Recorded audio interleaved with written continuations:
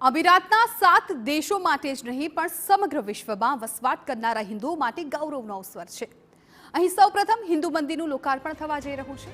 પરંપરાગત નાગર શૈલીનું આ મંદિર 27 એકરમાં છે અને તેના માટે અહીંના ક્રાઉન પ્રિન્સે મફતમાં જમીન આપી છે। હિન્દુ મંદિર બનાવવા માટે મુસ્લિમ શાસક મફતમાં જમીન આપે તેવી આ ઐતિહાસિક ઘટના છે। इस पूरे हिंदू मंदिर की जो बाहरी दीवारें हैं और शिखर है, ये राजस्थान के पिंक सैंडस्टोन से बनाया गया है और साफ तौर पर आपको नजर आएगा। और लेकिन जैसे ही आप इस मंदिर के अंदर प्रवेश करते हैं, आपको इन पत्थरों का रंग बदला हुआ नजर आएगा। और ये इटालियन मार्बल है, ये इटली से खरीदा गया मार्बल है, जो पहले खरीदा जाता है, फिर भारत भेजा जाता है और उसके बाद उसकी नक्काशी की जाती है। और इनमें इनको बनाने में किसी तरह के सीमेंट का इस्तेमाल नहीं है, लोहे का इस्तेमाल नहीं है, सरिया का इस्तेमाल नहीं किया गया है। सिर्फ एक दूसरे के खांचे हैं, ये उसमें जाकर फिट हो गए हैं।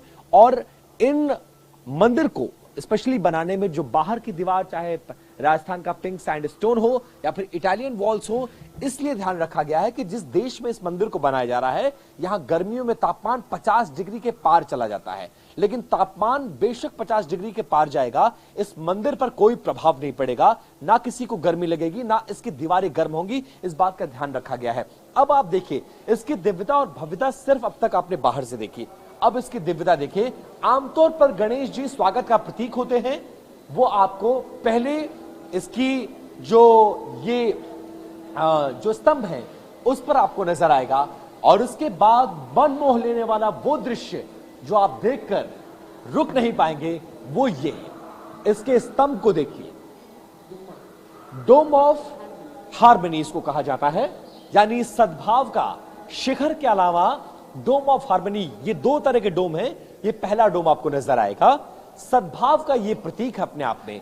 और आप देखिए कि भगवान विष्णु आपको नजर आएंगे, भगवान कृष्ण आपको नजर आएंगे, अलग अलग उनकी जो मूर्तियां हैं वहां पर रखा गया। और बीच में जो आपको झूमर जैसी चीज नजर आ रही है, दरअसल वो झूमर नहीं है, वो पत्थरों पर की गई नक्काशी है जिस पर लाइट जलाया जाएगा और बिल्कुल झूमर की शक्ल में होगा।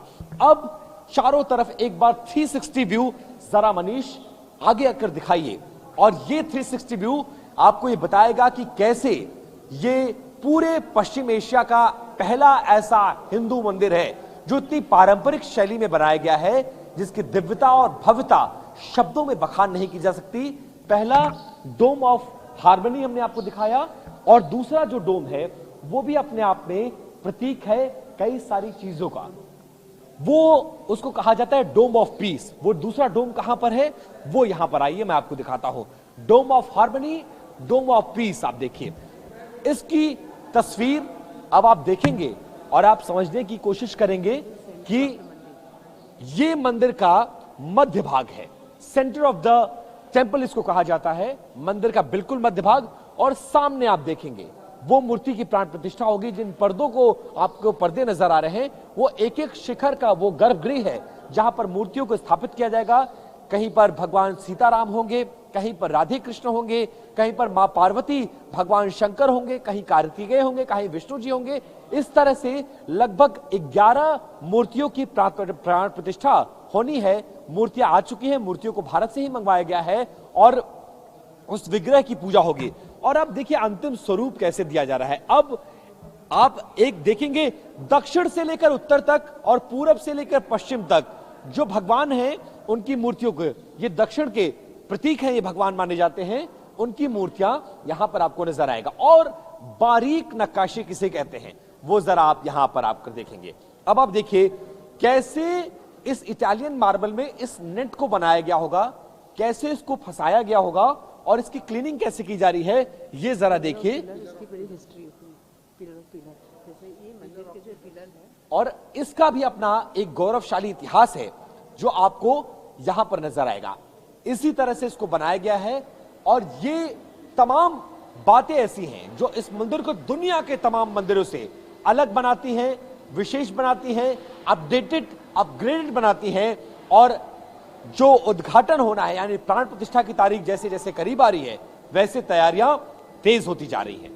भारत में आमतौर पर जो बड़े मंदिर है, चाहे वो काशी विश्वनाथ हो या सरयू की पैड़ी पर भगवान श्री राम का मंदिर अयोध्या में हो, आमतौर पर नदियों के किनारों पर मंदिर होते हैं, लेकिन जिस मुल्क में ये मंदिर बनाया जा रहा है वहां नदियां होती ही नहीं है। लेकिन उसके बावजूद जब ये मंदिर बनकर तैयार हुआ है तो आपको ये एहसास कराने के लिए कि आप भारत में हैं और नदियों के किनारों पर बने मंदिरों पर हैं, उसके लिए ये आर्टिफिशियल वाटर सोर्स बनाया गया है जिसके किनारे पर ये मंदिर होगा। और मंदिर के ठीक सामने, पानी के ठीक सामने आपको सीढ़ियां नजर आएंगी। जैसा कि आमतौर पर आप घाटों के किनारे सीढ़ियों पर बैठकर आरती का आनंद लेते हैं, वैसे ही कुछ नजारा आपको मिलेगा। और ये नदियां, ये जो पानी है, ये सोर्स है अपने आप में तीनों नदियों के संगम को दर्शाता है। मतलब गंगा, यमुना, सरस्वती तीनों का संगम कराता है और इस मंदिर के चारों तरफ अपने आप में भारत में होने का आपको एहसास भी कराता है।